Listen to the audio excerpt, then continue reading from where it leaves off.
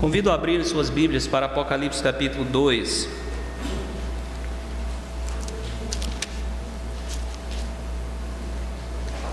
Versos 8 a 11.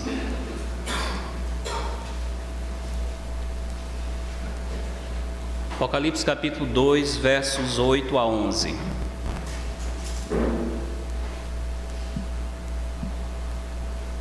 Diz assim a palavra do nosso Deus: Ao anjo da igreja em Esmirna, escreve: Estas coisas diz o primeiro e o último, que esteve morto e tornou a viver.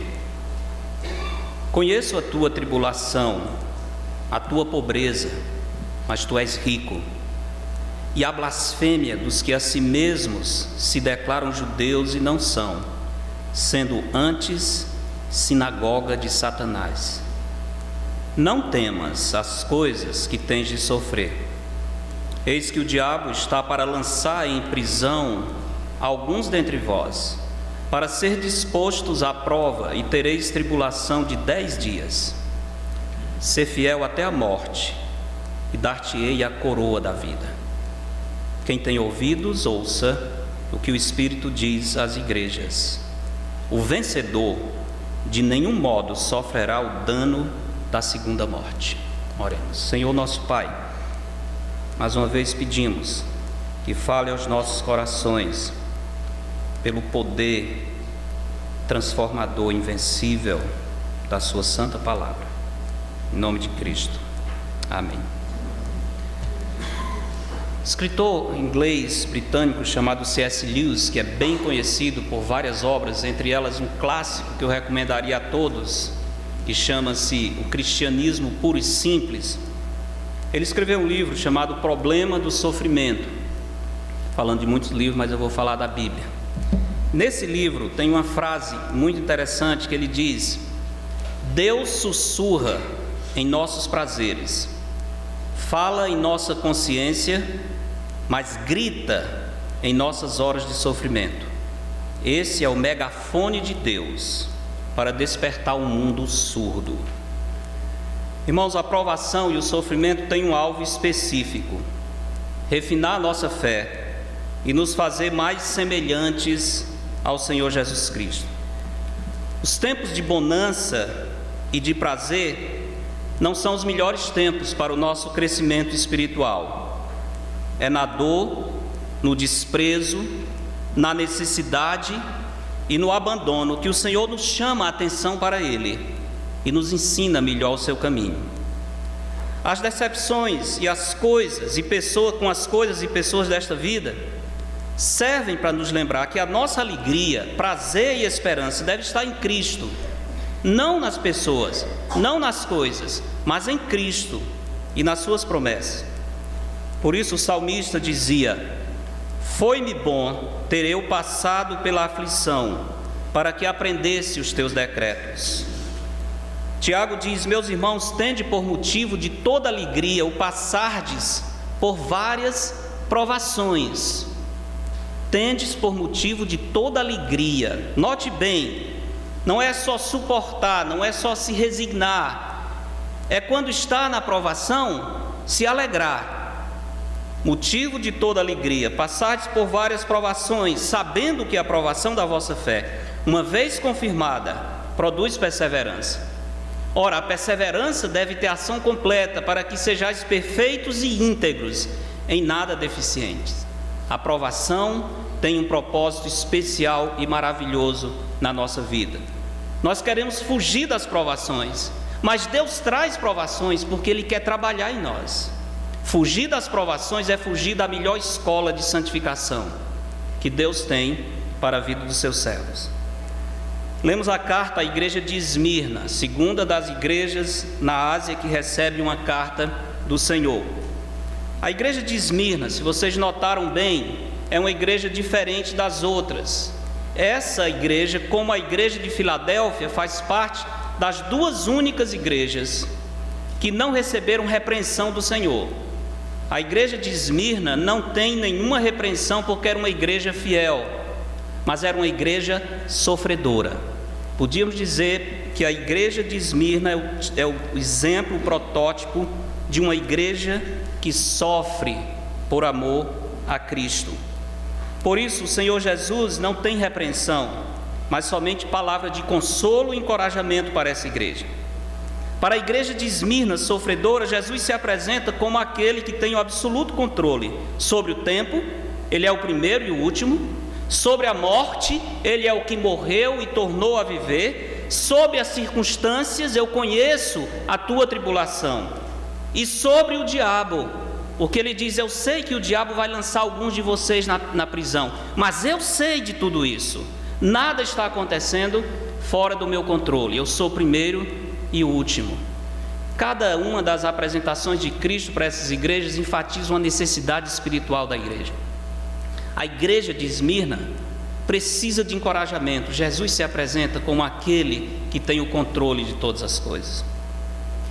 Um pouco sobre a cidade de Esmirna. A cidade de Esmirna fica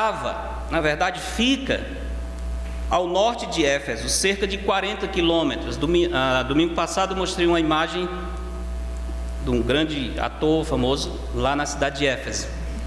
Poderia mostrar aquele mesmo ator na cidade de Esmirna, mas para evitar autógrafos eu preferi não trazer.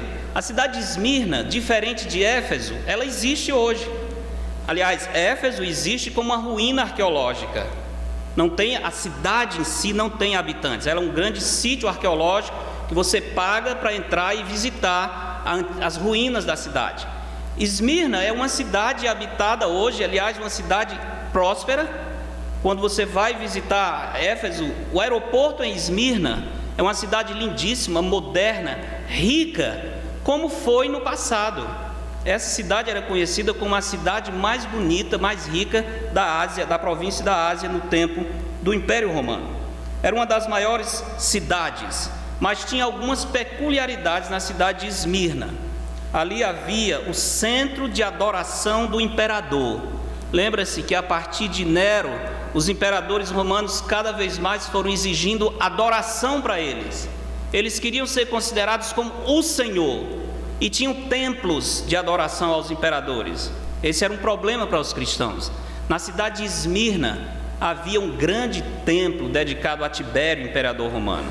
E os imperadores exigiam que os habitantes da cidade, todos que entrassem na cidade, prestassem veneração à estátua do imperador. Isso era um problema para os cristãos na cidade de Esmirna. Os cristãos não se rebelavam contra a autoridade civil dos imperadores, mas se rebelavam quando eles queriam a adoração que pertence somente a Cristo. Nesse momento, os cristãos se tornavam rebeldes. Como Pedro disse ao Sinédrio: importa antes obedecer a Deus do que aos homens. Esse é o ponto em que é o momento em que nós, como cristãos, podemos realmente nos rebelar. Havia na cidade de Esmirna também uma comunidade de judeus hostis ao cristianismo. E esses judeus provocaram a morte de muitos cristãos, inclusive de um grande servo de Deus chamado Policarpo, um ancião que morreu já com a idade avançada, simplesmente porque não quis pronunciar César é Senhor. E quando o levaram para a fogueira, antes de acender as tochas, antes de colocar fogo, eles disseram para Policarpo: diga apenas César é Senhor, e nós liberaremos você da morte. Nem os executores queriam matar Policarpo. Policarpo disse: desde a minha juventude eu sirvo ao Senhor Jesus Cristo, que nunca me fez nenhum mal. César não é Senhor, Jesus é Senhor, e apressem esse fogo, porque vai me mandar para a glória.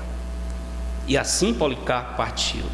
Ele era o líder da igreja em Esmirna, nessa época era um discípulo do apóstolo João e daquelas igrejas ao redor.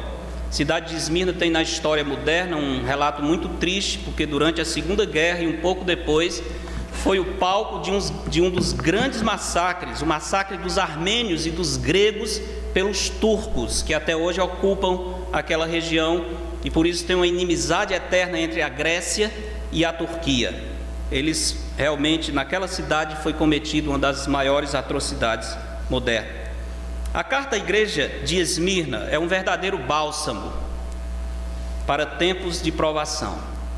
A carta da igreja, a igreja de Esmirna é um remédio para a alma que sofre, porque nessa carta Cristo oferece tudo o que realmente precisamos a fim de sermos vitoriosos na tribulação.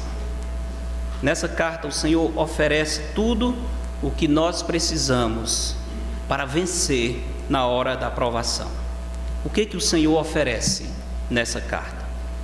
A carta à igreja em Esmirna nos ensina 4 recursos ou 4 ofertas que Jesus faz para a igreja e para nós, para o momento da provação. Tentei fazer um esboço um pouco mais simétrico e organizado, e as 4 coisas que o Senhor oferece, eu coloquei todas com P, para facilitar a sua memória. No final nós fazemos o teste oral. O que o Senhor oferece para a igreja de Esmirna, a fim de ajudá-la a ser vitoriosa na provação? Em primeiro lugar, o Senhor Jesus oferece a sua pessoa. Primeiro P. Em segundo lugar, Ele oferece a sua presença. Depois, Ele oferece o seu poder. E finalmente, Ele oferece o seu prêmio. Pessoa, presença, poder e prêmio. 4 bênçãos que o Senhor oferece para a sua igreja em tempos de sofrimento. Vamos ver cada uma delas na carta. Versículo 8. Ao anjo da igreja em Esmirna escreve. Já ensinei para os irmãos que anjo aqui significa o quê? Os pastores, os líderes da igreja. Ao líder, ao pastor, ao presbítero da igreja em Esmirna escreve: estas coisas diz o primeiro e o último, que esteve morto e tornou a viver. Jesus está oferecendo aqui a sua pessoa, em primeiro lugar, como recurso que nos ajuda a vencer na hora da provação. Quando eu afirmo que Jesus nos oferece a sua pessoa, estou falando daquele desejo de Cristo de chamar a nossa atenção para Ele por meio do sofrimento. Sua ação de usar o megafone, usando a palavra do C.S. Lewis, o megafone do sofrimento, para despertar os nossos ouvidos surdos e redirecionar a nossa visão para Ele. É isso que o Senhor oferece, é isso que estou falando quando digo que Jesus oferece ao crente que sofre a sua pessoa como recurso de consolação. O que é que temos na pessoa de Cristo que nos ajuda na hora da provação? Primeiro, nós temos a certeza do seu controle eterno sobre todas as coisas. Está nessa frase, o primeiro e o último. Capítulo 1, verso 17 diz: eu sou o alfa e o ômega, as 2 letras do alfabeto grego, primeira e última. Por que Jesus usa esse título? Para mostrar a sua eternidade, para dizer que Ele é atemporal, para dizer que Ele é antes de todas as coisas, para dizer que Ele é Deus. Esse é um título no Antigo Testamento que se refere a Deus. Isaías utiliza esse título. Essa expressão identifica, portanto, o Senhor Jesus com o Deus eterno, que não tem princípio de dias, nem fim de existência. Isso significa, se Jesus é o primeiro e o último, que Ele conhece todas as coisas. Ele está antes do princípio e Ele está no final, na eternidade. Tudo entre esses 2 extremos, eternidade passada e eternidade futura, tudo no meio, Jesus conhece muito bem. Nós estamos no meio. A sua vida está no meio desses 2 extremos, o princípio e o fim. Jesus conhece a sua vida e a sua história. Ele é o primeiro e o último. Ele conhece todas as coisas, Ele sabe o fim desde o começo. Por isso Moisés afirma no Salmo 90, verso 2: antes que os montes nascessem e se formassem, a terra e o mundo, de eternidade a eternidade, Tu és Deus. De eternidade a eternidade, Tu és Deus. Isso significa que Jesus está vendo a nossa situação. Para a igreja de Esmirna, em intensa provação, Jesus está dizendo: eu sei o que vocês estão passando, eu conheço o que está acontecendo com vocês, está no meu plano, porque eu conheço todas as coisas desde o princípio. certeza do controle absoluto de Cristo. Isso deve nos animar na hora da provação. Por que eu estou enfrentando o que eu enfrento? Não é por sorte, por azar, por acaso, não é por causa da maldade dos homens. Alguns desses fatores podem entrar, mas no final das contas é Deus no seu plano eterno que está controlando todas as coisas, inclusive as coisas desagradáveis, para realizar a sua obra em nós. Ele é o primeiro e o último. Lembre-se disso.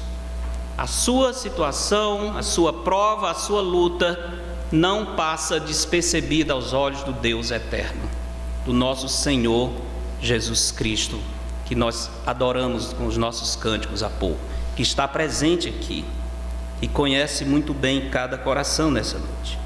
Não somente a certeza do seu controle, mas a certeza da sua vitória sobre a morte. É outra coisa da pessoa de Cristo que nos dá conforto na provação. Eu sou o primeiro e o último que esteve morto e tornou a viver. Ainda que a provação chegue a tirar a nossa vida, como aconteceu com alguns desses servos de Deus que eu mencionei, jamais a provação vai tirar a nossa vitória, porque até a própria morte foi vencida por Cristo. O pior que pode acontecer a uma pessoa que está viva é morrer. Mas se isso acontecer a um servo de Deus, isso não significa que ele perdeu a batalha, porque Cristo esteve morto e tornou a viver. Porque Cristo ressuscitou, nós ressuscitaremos também. Porque Cristo ressuscitou, o nosso corpo um dia será colocado na sepultura como uma semente que é colocada para germinar, e depois um dia na volta do Senhor vai florescer um novo corpo. Isso é uma esperança incrível, maravilhosa. Ontem estávamos lá no cemitério com o irmão Everardo, eu e o pastor Francisco, acompanhando o sepultamento da mãe dele, pensando nisso. Tantas covas ali, tantas pessoas que foram sepultadas. Quantos daqueles irão ressuscitar na primeira ressurreição? Alguns daqueles eu sei, porque foram colocados ali depois de terem vivido para Cristo e dormiram em Cristo. Eles não morreram, eles dormiram em Cristo. Acompanhei o sepultamento de um servo de Deus naquele mesmo cemitério anos atrás, um missionário chamado Raimundo Rainer, e o seu irmão Harold Rainer. Aliás, acerca de quem existe um livro, porque ele também já partiu para a glória. Foi ele que fez o culto fúnebre. E antes do caixão descer, ele estava dizendo: vocês estão vendo esse caixão aqui? Estão vendo essa cova? Um dia vai ser aberta, e um dia esse corpo vai ressuscitar glorificado. Que esperança maravilhosa! Não é invenção do missionário, é a verdade da Escritura. Os que morreram em Cristo ressuscitarão primeiro. Bem-aventurados os santos que têm parte na primeira ressurreição. Cristo morreu e tornou a viver. Nós vamos morrer e vamos tornar a viver, porque Cristo ressuscitou. Essa é uma grande esperança, irmãos. O que é que pode nos destruir se a própria morte perdeu o poder sobre nós? Nem a morte pode tirar a nossa esperança. Quem crê em Cristo não teme a morte, porque Jesus disse: aquele que crê em mim, ainda que esteja morto, viverá. E todo o que vive e crê em mim não morrerá eternamente. É muito triste a morte, é muito triste a separação. E é muito mais triste quando alguém morre sem esperança e você vê aquelas frases, às vezes numa coroa, numa faixa sobre o caixão ou na sepultura, dizendo: saudades eternas dos seus familiares. Eu acho muito triste, muito pesado você sepultar alguém e dizer: nunca mais nós nos veremos. Essa frase nunca estará sobre o corpo de um salvo em Jesus Cristo, porque nós teremos saudade sim quando deixarmos esse mundo, mas não são eternas, porque um dia estaremos todos reunidos com Jesus. Essa é a bendita esperança. 5 de março de 2013, um homem muito forte, poderoso, rico e arrogante não suportou a morte. Depois de 14 anos governando a Venezuela como se fosse um deus, o ditador Hugo Chávez perdeu a batalha para a morte. Hugo Chávez prendia, torturava, matava a quem lhe fizesse oposição. Levantou sua voz desafiando exércitos dezenas de vezes mais poderosos do que ele.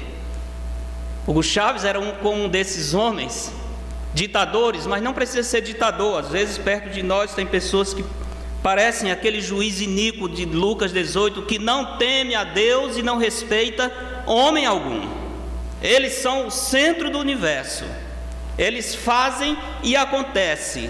E quando eles têm uma besteira de algum dinheiro, alguma tolice de algumas propriedades, aí é que eles se sentem Deus. Aí é que eles não temem a Deus e nem respeitam homem algum. Hugo Chávez era um homem desse jeito. Não tinha temor do Senhor. Poderoso, rico, tinha um país inteiro na sua mão e outros aliados. Mas quando chegou a sua hora, a sua força se tornou em fraqueza. E os que estavam próximos do seu leito de morte disseram, um dos generais que estava perto do Hugo Chávez, lá em Cuba, onde ele morreu, disse que ele morreu clamando: não me deixem morrer. Apavorado, pedindo para que ele não morresse. Como é que não deixa morrer? Quem é que tem poder sobre a morte? Aonde está a força desse homem? Onde está o seu poder, a sua arrogância, o seu orgulho, a sua capacidade de dizer: prende, mata, porque é meu opositor? Com a batalha da morte não tem homem forte. Hugo Chávez perdeu essa batalha. Mas a igreja de Esmirna, Jesus está dizendo: alguns de vocês vão morrer, mas vocês não vão perder a batalha. Porque eu morri e tornei a viver. Eu sou a ressurreição e a vida. O que Jesus nos diz na hora do sofrimento é isso: olhe para mim, não olhe para as circunstâncias. Você está preocupado com o que pode acontecer no final da história? Eu já sei, e eu estou conduzindo tudo para o seu bem. Você está preocupado com a força do inimigo e os riscos que você corre? O pior inimigo não tem poder sobre você. Olhe para mim, confie em mim. Eu sou Cristo Jesus. Isso lhe ajuda na provação? A mim me ajuda. Se esse é o Senhor que está do meu lado, não há razão para desespero. E se me for requerida a alma, Ele garante que eu vou reviver com Ele.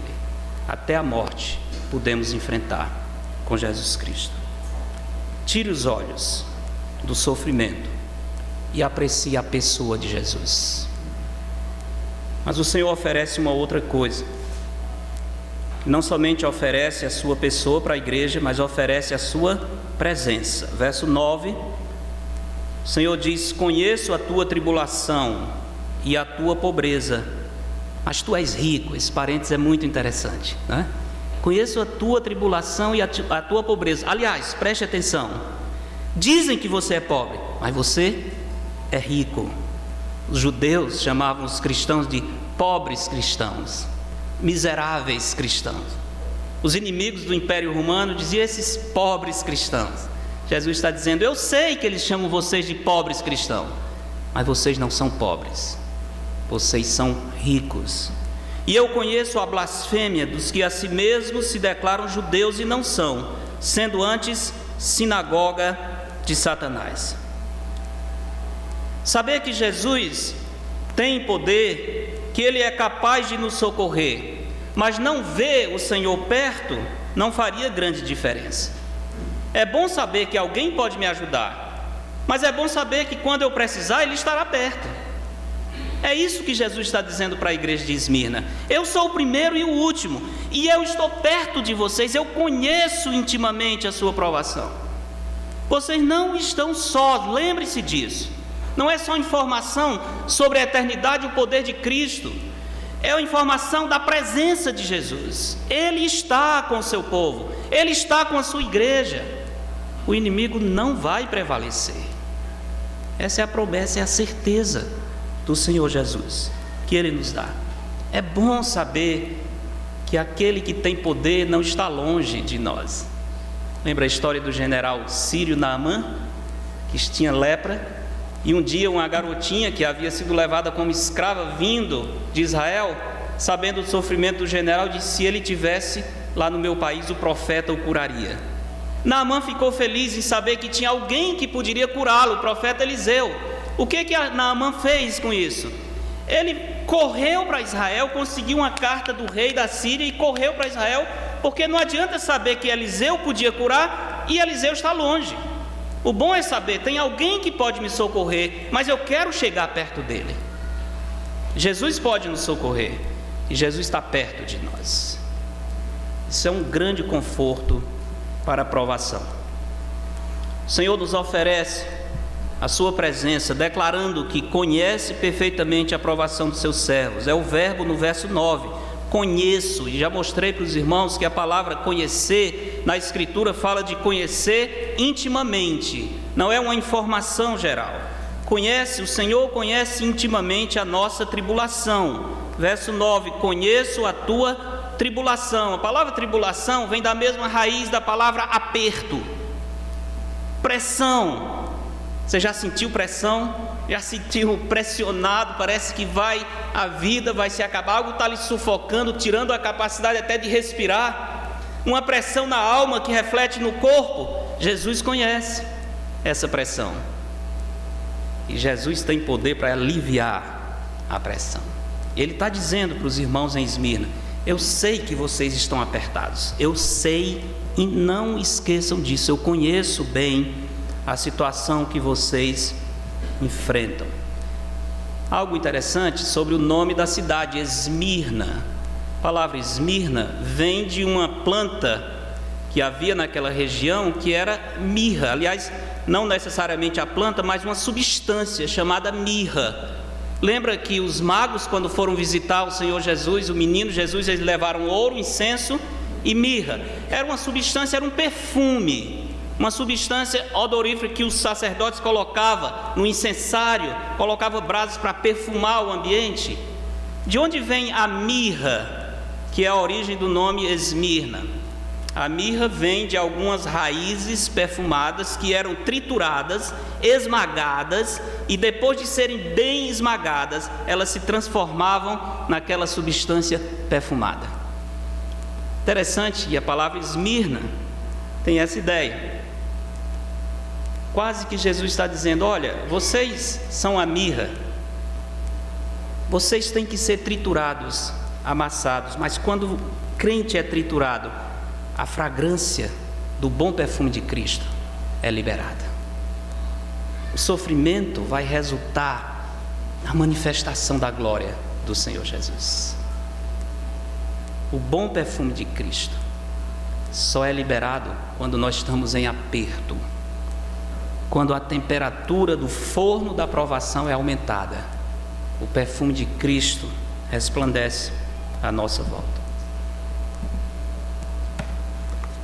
Esse livro conta o testemunho breve, rapidamente, só ler algumas palavras desse homem. Não é um dos três aqui, mas é um autor russo chamado Alexandre Solzhenitsyn. Ouviram falar desse homem?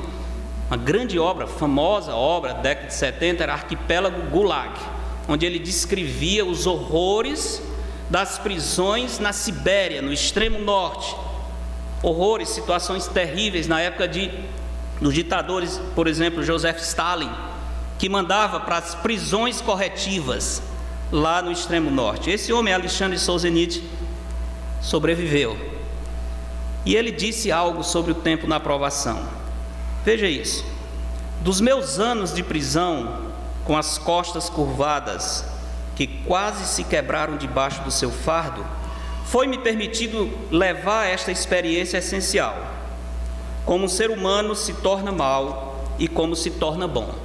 Está dizendo, na prisão eu aprendi como é que um ser humano se torna mal e como é que ele se torna bom. Na intoxicação dos sucessos juvenis, senti que era infalível, portanto eu era cruel. No excesso de poder, fui um assassino e opressor.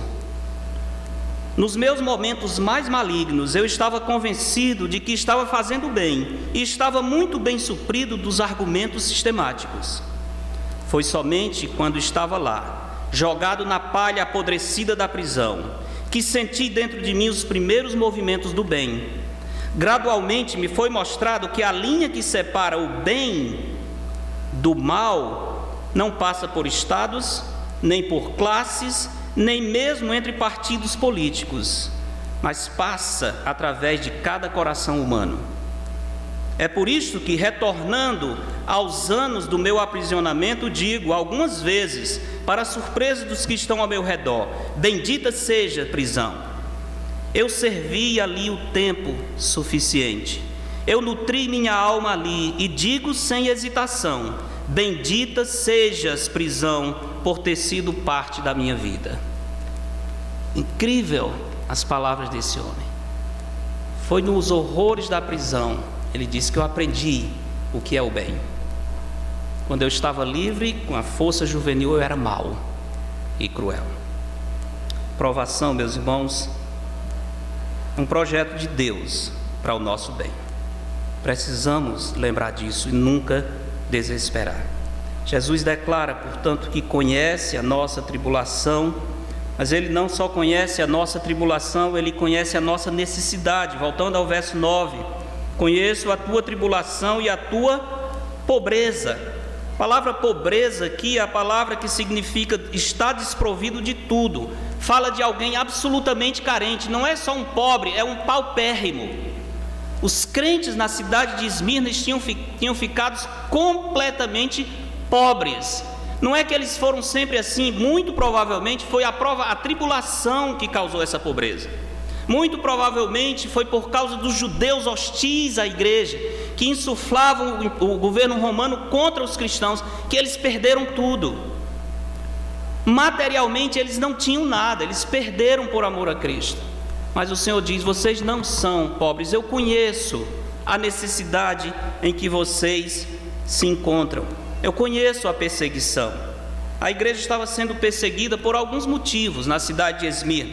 Como eu disse, primeiro, porque a igreja não adorava o imperador. Havia o templo de Tibério, nessa época era o imperador Domiciano, um terrível, perverso imperador romano, que foi quem mandou João para a prisão na ilha de Patmos. Esse homem também exigia adoração a ele. Os cristãos não adoravam, por isso perderam os seus bens. A igreja também sofria porque não participava da adoração dos deuses pagãos, que tinham muitos templos na cidade. Os cristãos eram avessos à idolatria. Como já disse falando da cidade de Éfeso, domingo passado, hoje nós vivemos em cidades semelhantes àquelas cidades do primeiro século, na época do Império Romano. A marca dessas cidades, deixa eu dizer e você me diz se nós não vivemos assim. Eram cidades cheias de idolatria direta e indireta.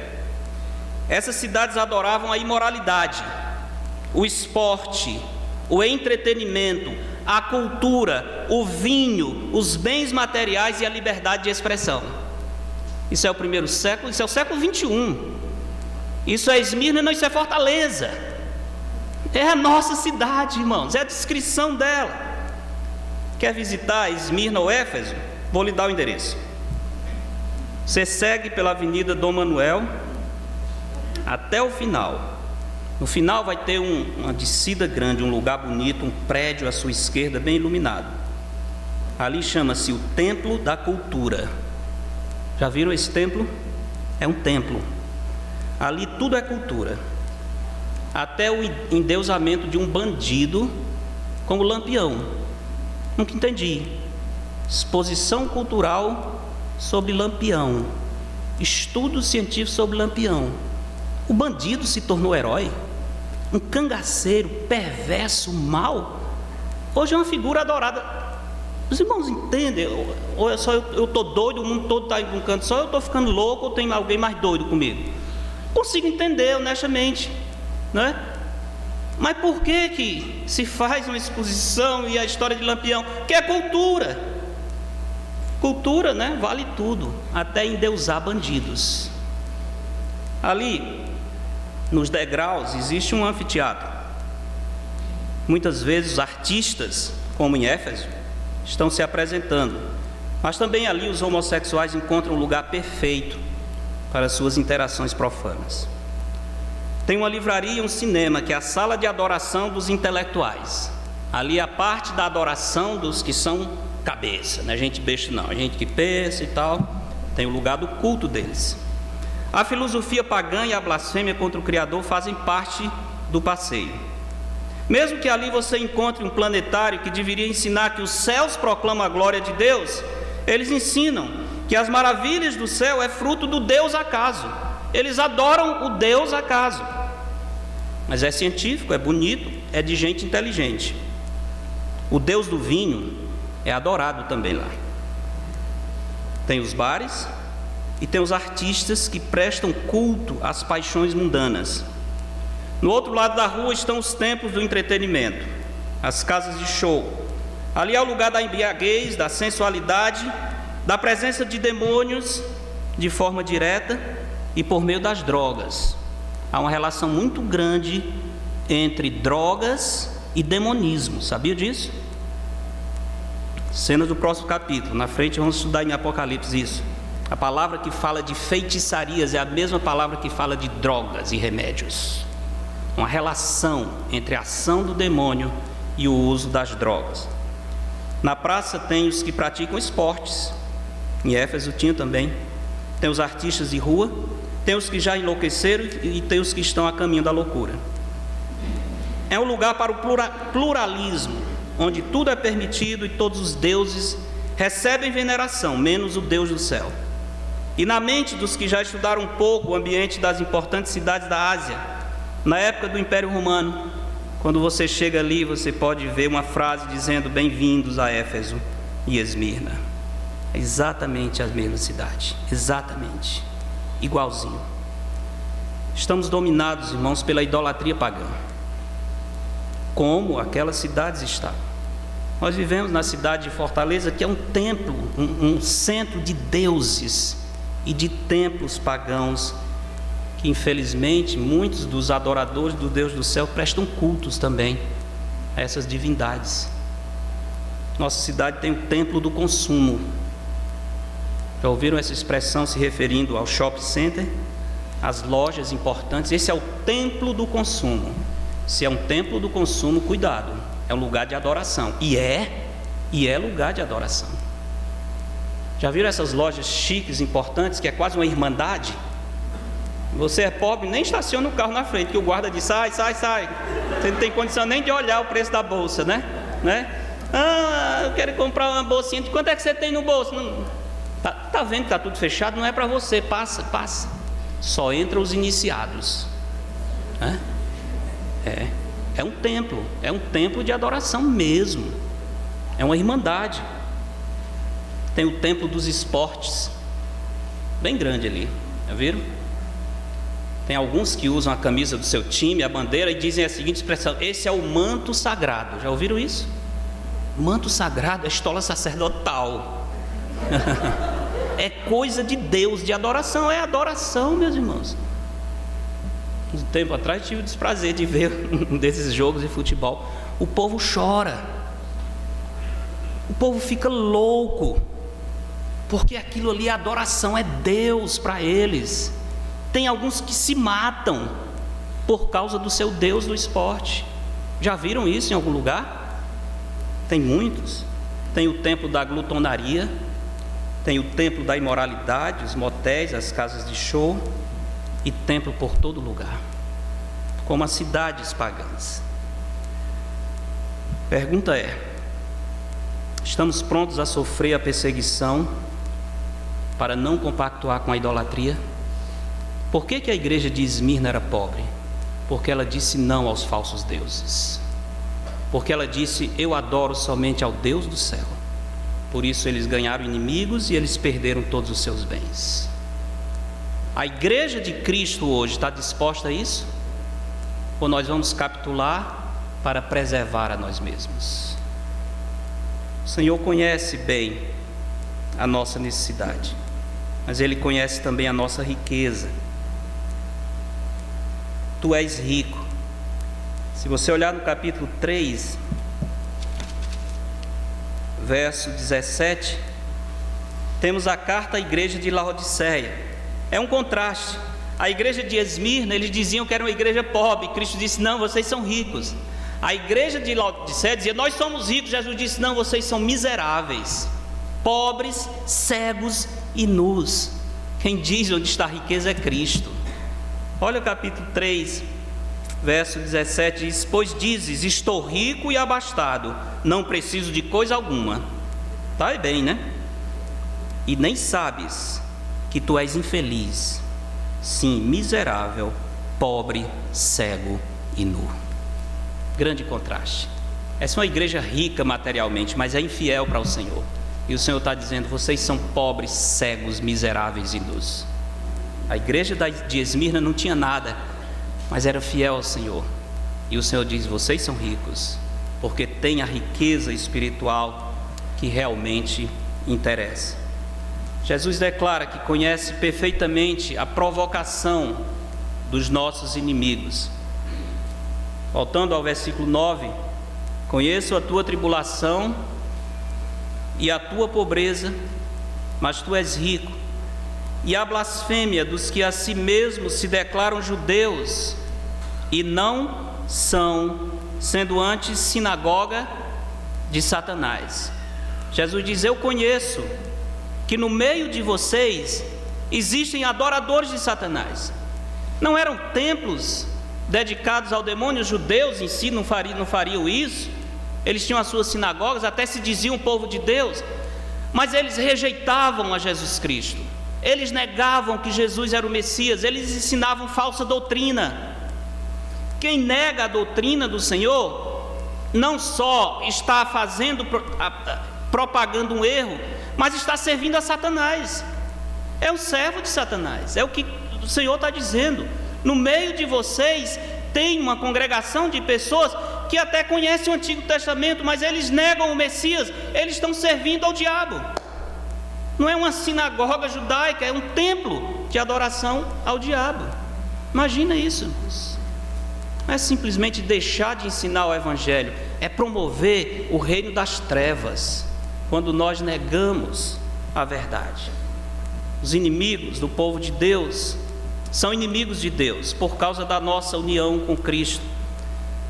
Em Atos capítulo 9, quando Paulo encontra-se com o Senhor no caminho de Damasco, lembra a pergunta do Senhor?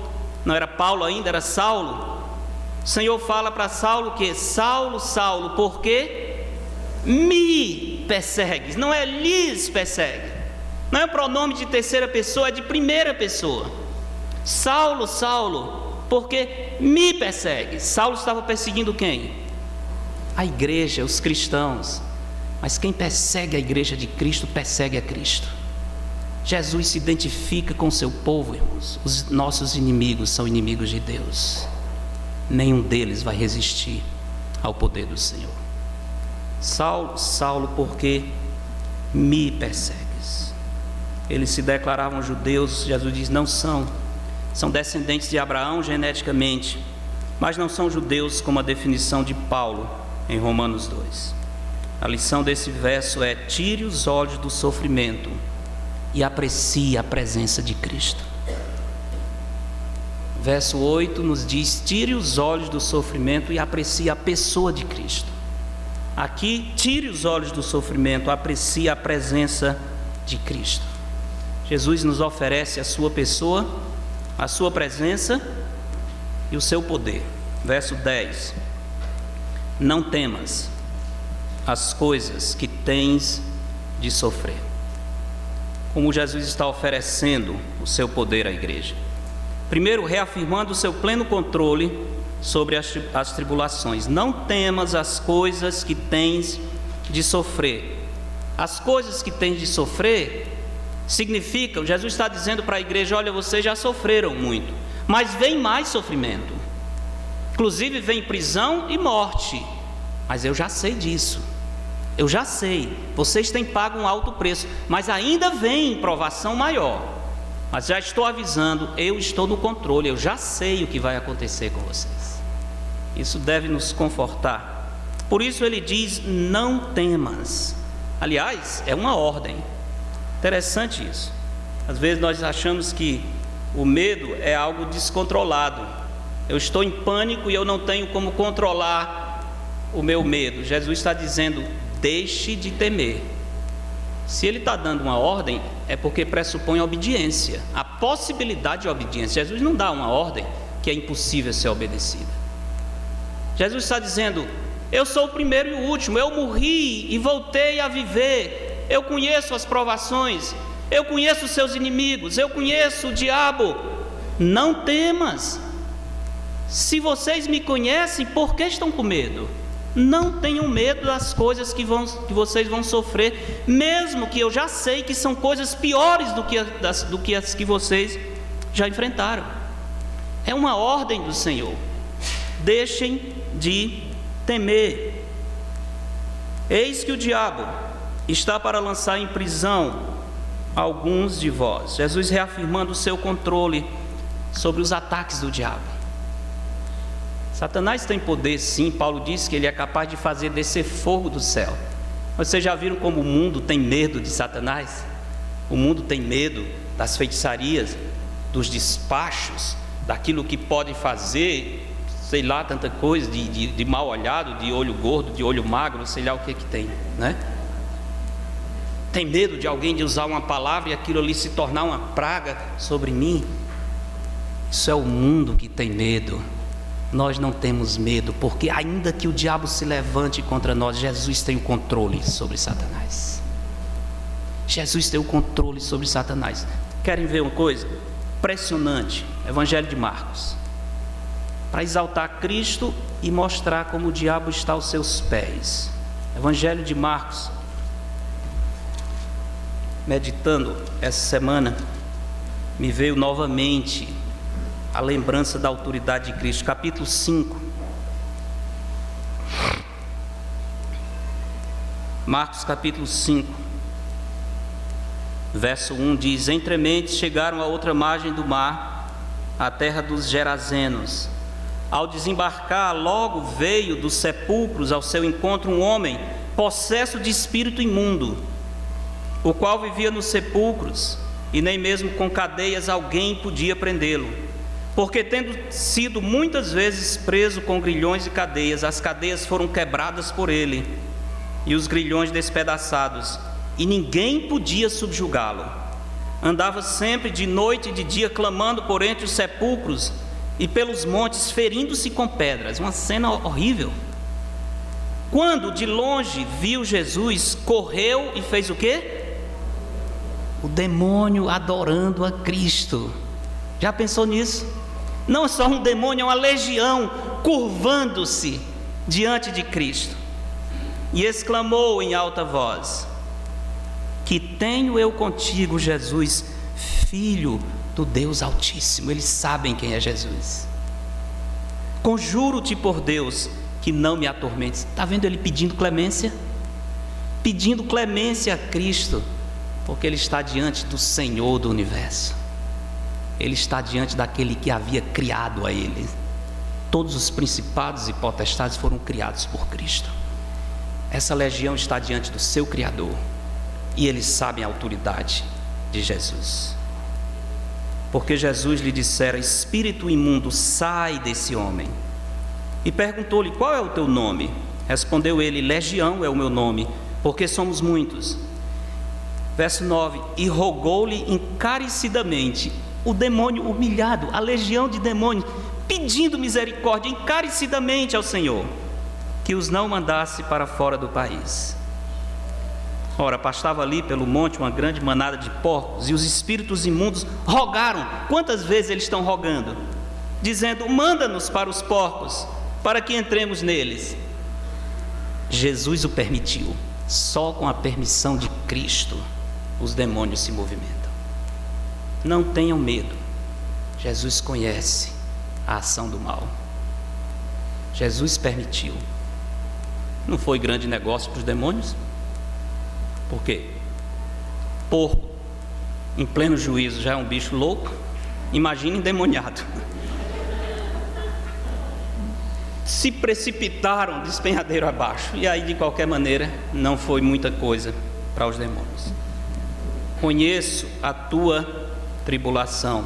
Voltando ao Apocalipse: não temas, eis que o diabo está para lançar alguns dentre vós na prisão, para ser postos à prova. Satanás está agindo, mas o Senhor tem o controle. O Senhor diz que a provação vai ser breve, e tereis tribulação de 10 dias. Verso 10, 10 dias. Alguns que tentam estudar Apocalipse dizem que 10 dias quer dizer um breve espaço de tempo e tal. Não, 10 dias significa, sabe o que? 10 dias, não é legal? Exatamente isso, 10 dias, né? É por isso que alguns não entendem Apocalipse, que tentam inventar, né? Não tentam inventar. O que significam 10 dias? 10 dias, olha aí, grande coisa. Jesus está dizendo para a igreja: vai ser breve a provação, vai ser intensa, mas como Paulo diz, nós enfrentamos uma leve e momentânea provação.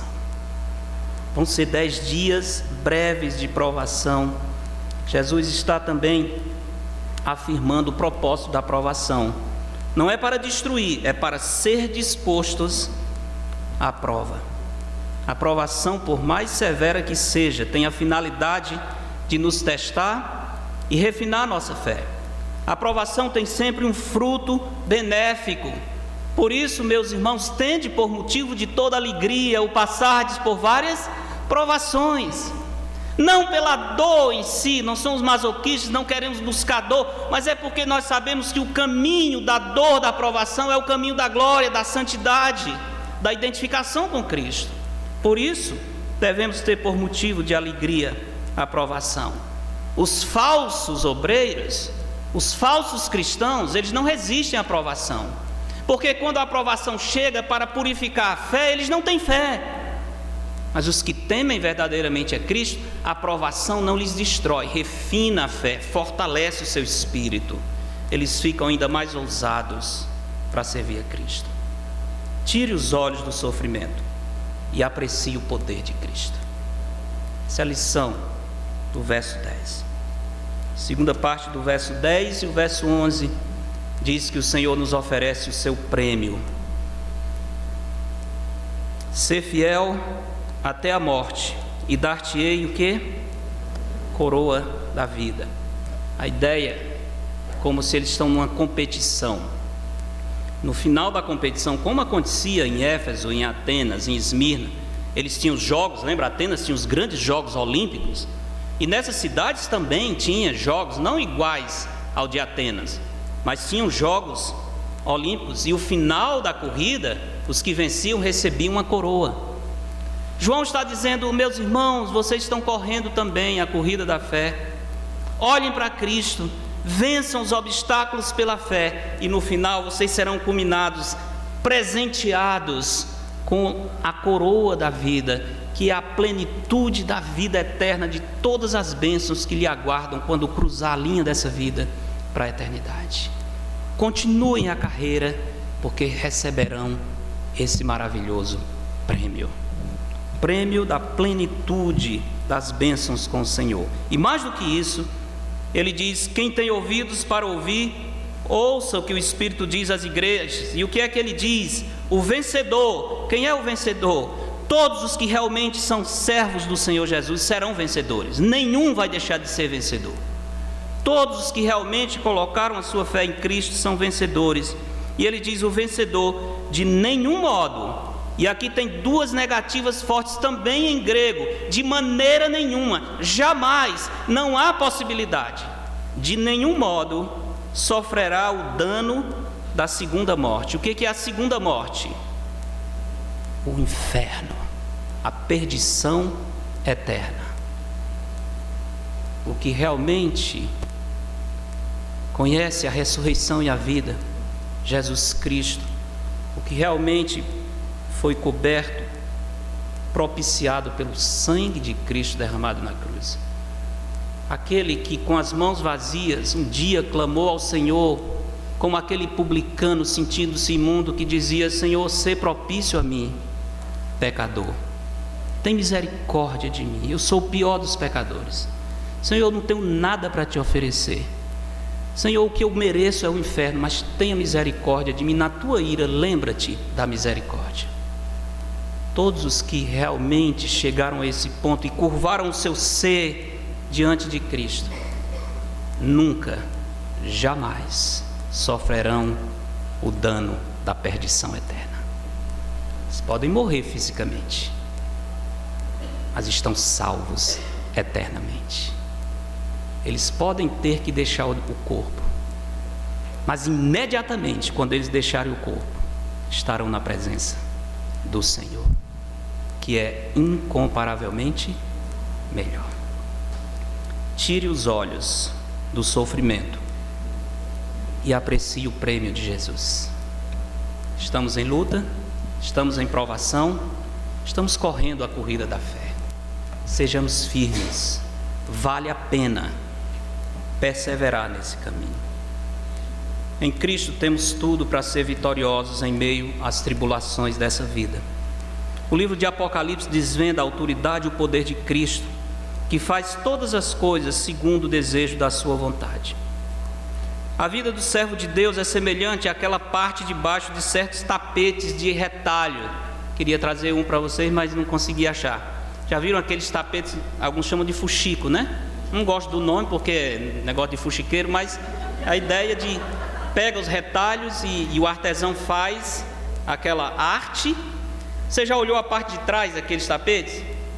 É um monte de fio solto, né? Parece que não tem nada a ver.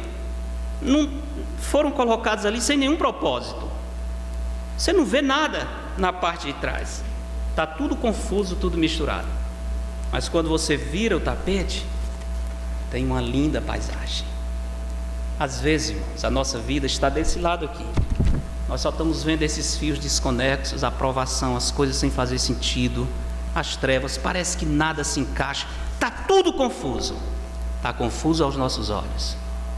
Do outro lado, o Senhor está fazendo uma linda paisagem. E um dia na eternidade, os nossos olhos serão abertos. E nós poderemos lembrar de cada provação, cada luta, cada dor, cada desprezo por amor a Cristo. E entender como cada um deles foi um fio nessa tapeçaria divina e gloriosa do Senhor.